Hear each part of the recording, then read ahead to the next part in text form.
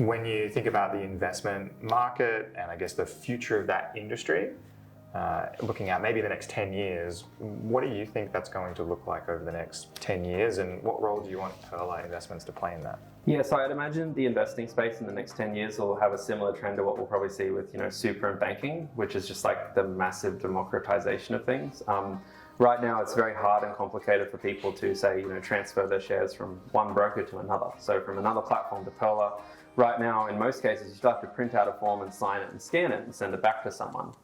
We're seeing those barriers slowly come down over time as there's like regulatory pressure on finance companies, and then also just as consumer demands for simpler approaches. So I'm hoping that over the next 10 years, we see people, it's even easier to start investing, it's even easier to move your investments somewhere else to get the information you want. Just those barriers go down, down, down.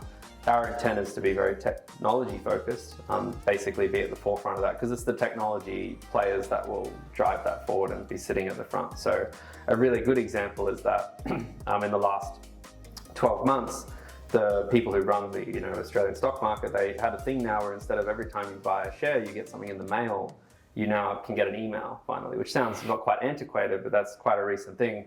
And we worked with our market participant, one of our integration partners, to be one of the first people to allow our customers to opt in for that, which isn't something very trivial. It's just collecting data and sending it in a spreadsheet to someone to process, but other companies will naturally take years for that to come into light. So we want to keep doing things like that as much as we can.